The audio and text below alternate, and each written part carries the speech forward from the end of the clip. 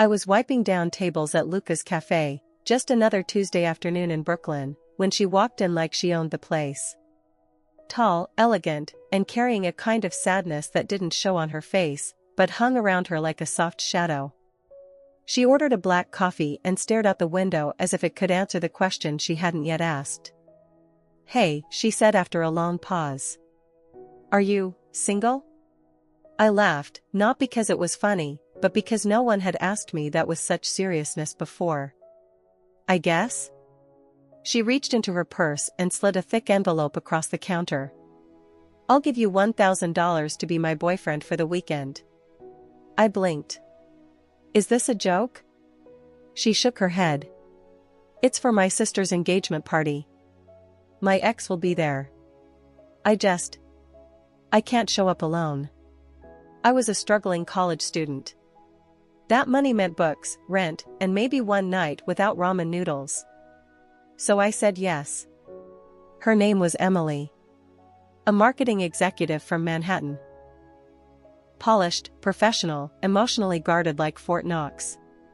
That weekend, we rehearsed our story, how we met, our first kiss, and what songs we danced to under the stars. But it wasn't the pretending that got to me, it was the in-between moments.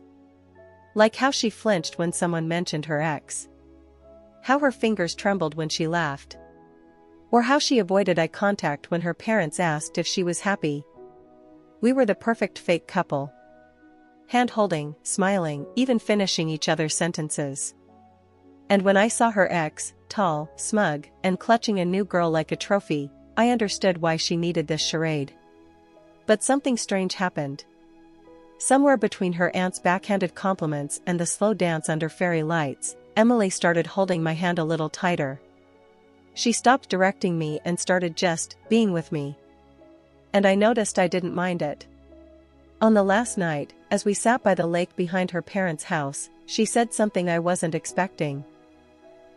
"You're not like the others," she whispered. "Because I'm pretending to be your boyfriend?" I teased. She looked at me, and for the first time, her guard was down. "No. Because you never asked for more."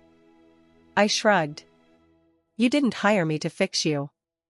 Her eyes shimmered. "But you made me feel like I wasn't broken." We were quiet for a while. "I think I messed up," she admitted, voice cracking. "I thought pretending would protect me from getting hurt again. But now I don't know what's real and what's not." When we said goodbye, there was no dramatic kiss, no sudden declaration of love.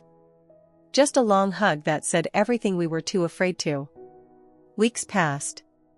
I went back to my classes. She went back to Manhattan. I told myself it was over. Then one day, as I was closing up the cafe, she walked in again.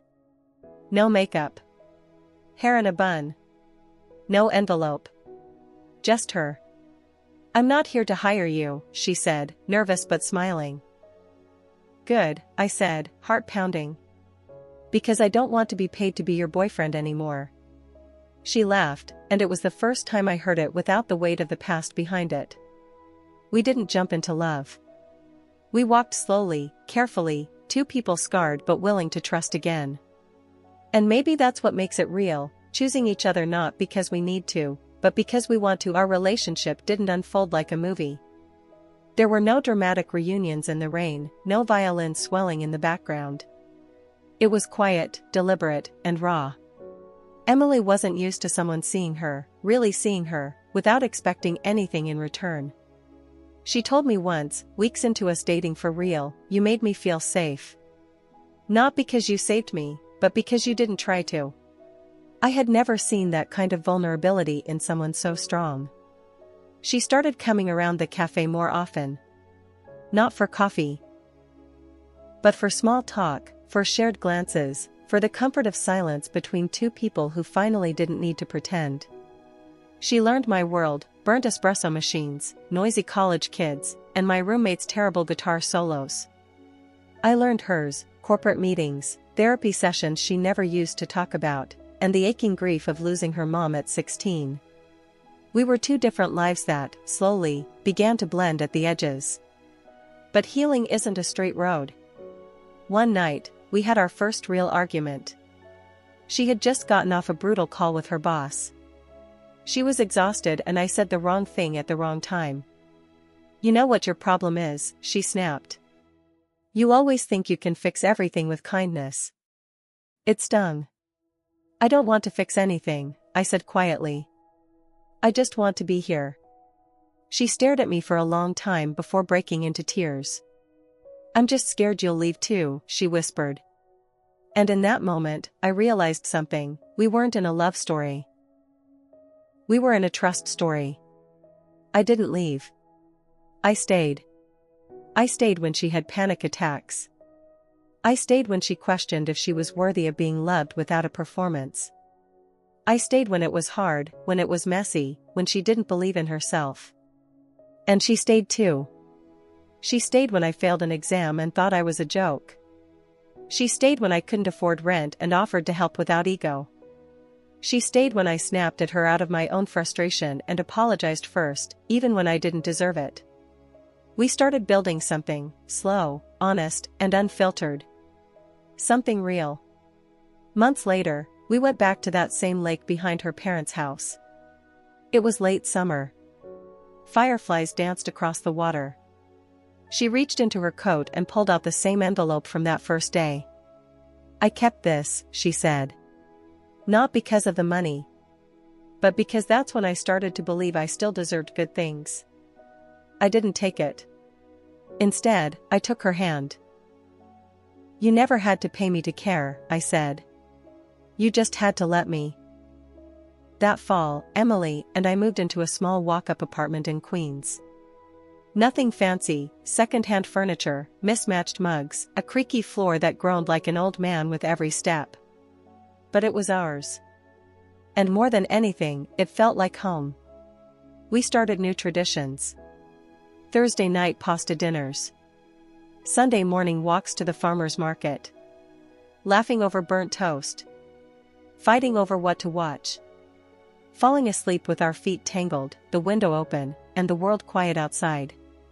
But even in the comfort, the echoes of our past would visit. She'd wake up from a bad dream and stare at the ceiling, whispering, "Do you ever feel like this could all vanish?" And I'd pull her close, place my hand over her heart, and say, "As long as this keeps beating, I'll be here." She never asked again. One rainy afternoon, we found ourselves back at Luca's cafe. I was behind the counter again, wiping it like I used to when she first walked in. She sat in her usual seat by the window, staring out like she always did, but this time, there was no sadness. Just a kind of peace. "You remember this place?" she asked. I smiled. "I remember everything." She paused, then stood up, walked over to me, and whispered, "You know, I never told you the real reason I picked you that day." I leaned in. "Why?" "Because you looked safe. Like someone who knew how to hold something fragile without breaking it." That stopped me cold. "You were fragile," I said, brushing a loose hair behind her ear. "And you were kind enough not to treat me like glass," she replied. A few months later, we were walking through Central Park when she pulled me aside, nervous as I'd ever seen her. "I have a question," she said, heart pounding. "What if we never needed fake beginnings or perfect timing? What if this, us, was always meant to be the real thing?" I stared at her, the wind gently pushing strands of her hair across her face, and smiled. "I think we were never pretending." And right there, under the golden light of the setting sun, surrounded by people and leaves and the soft hum of the world moving on, she slipped a simple silver ring into my hand. "I don't want a big moment," she said. "I just want a forever made up of small ones, with you." I didn't say yes. I pulled her into my arms and whispered, "Let's keep writing this story. Page by page." And so, from a fake relationship paid in desperation, grew a love sown in patience. Watered with kindness. Rooted in truth. A reminder that sometimes, the most beautiful things begin in the most unexpected ways. Not when someone saves you, but when someone simply stays. Because in the end, the most powerful love stories aren't written with grand gestures. They're written in the quiet moments when two people choose each other. Again and again. No scripts. No pretending. Just real, raw, imperfect love.